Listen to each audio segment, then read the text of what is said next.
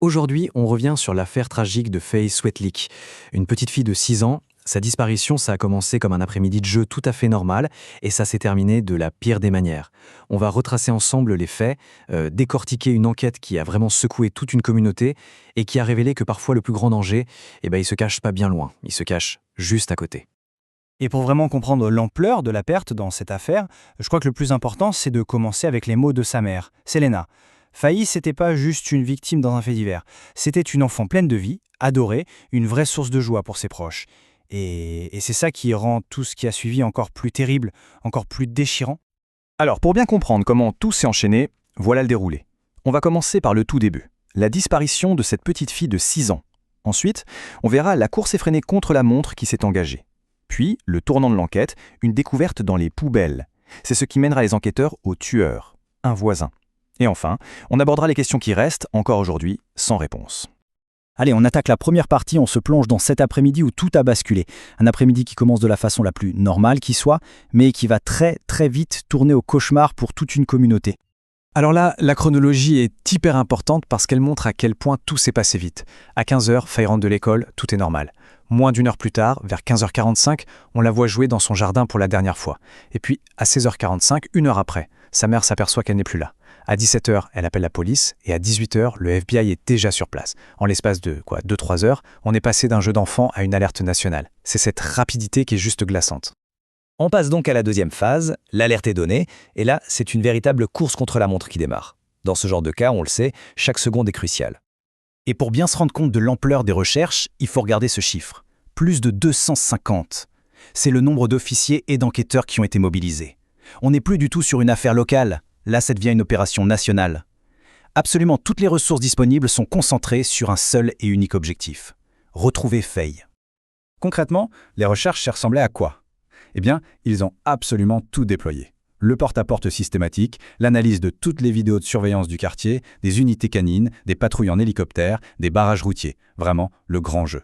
Il y a même eu une ligne téléphonique spéciale qui a reçu plus de 300 appels. Donc une mobilisation massive. Mais malheureusement, sans résultat. Le mystère reste complet. Et c'est ça qui est terrible dans cette enquête.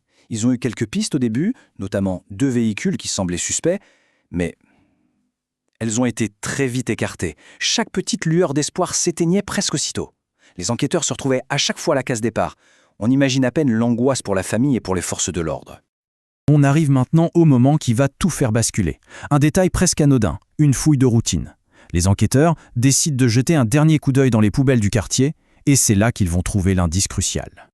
La question est simple, mais elle est centrale. Ce matin du 13 février, alors qu'ils font une dernière inspection des poubelles avant le passage des éboueurs, qu'est-ce qu'ils trouvent ? Qu'est-ce qui va, enfin, leur donner une piste sérieuse ? La réponse est là, dans la poubelle d'un voisin. 2 objets. D'abord, les bottes de Faye, ces petites bottes à pois. Et ensuite, une pelle, couverte de terre. À cet instant précis, l'enquête, qui était au point mort, a soudain une direction. Ils ont un lieu, un suspect potentiel et un lien matériel direct avec la petite fille. Cet indice, évidemment, ça redirige immédiatement les recherches. Les enquêteurs retournent dans une zone boisée qu'ils avaient déjà fouillée, et là, ils trouvent le corps de Faye, dans une tombe à peine profonde. L'horreur absolue. L'autopsie révélera plus tard qu'elle a été tuée quelques heures seulement après sa disparition, et que son corps n'a été déplacé et enterré là que plusieurs jours plus tard.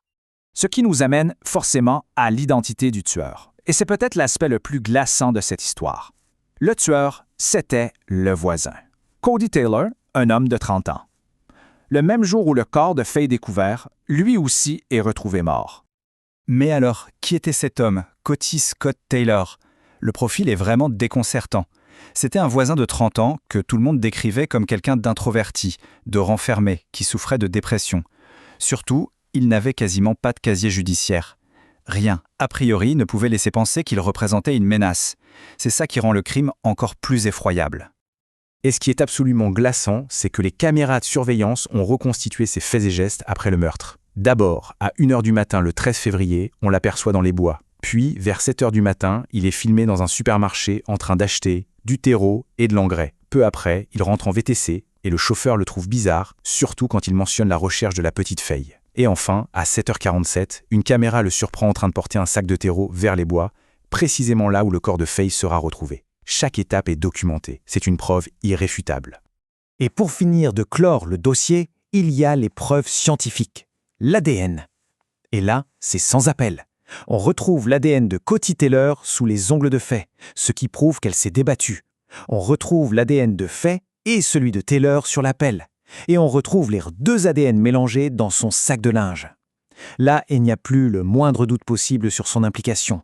L'affaire est scientifiquement prouvée. On en arrive à la dernière partie, parce que même si, d'un point de vue purement policier, l'affaire est classée, elle laisse derrière elle un sentiment d'inachevé, un vide immense et surtout des questions qui n'auront jamais de réponse. Le poids de cette affaire, on le ressent très fort dans les mots de Byron Snellgrove, le directeur de la sécurité publique. Il dit que le souvenir d'avoir trouvé le corps de la petite Faye dans cette tombe ne s'effacera jamais de sa mémoire. Ça montre bien l'impact dévastateur que ce drame a eu, y compris sur les enquêteurs les plus endurcis. C'est une cicatrice qui reste à vie. Et c'est là-dessus que l'on doit conclure. Au final, l'enquête a trouvé des réponses. On sait qui est le coupable et on sait comment il a procédé. Mais la question fondamentale, la plus importante de toutes, le pourquoi, elle reste un mystère total. En se suicidant, Cotty Taylor a emporté son mobile dans la tombe. Il laisse derrière lui une famille et toute une communauté avec ce poids immense. Une question qui les entorra à jamais.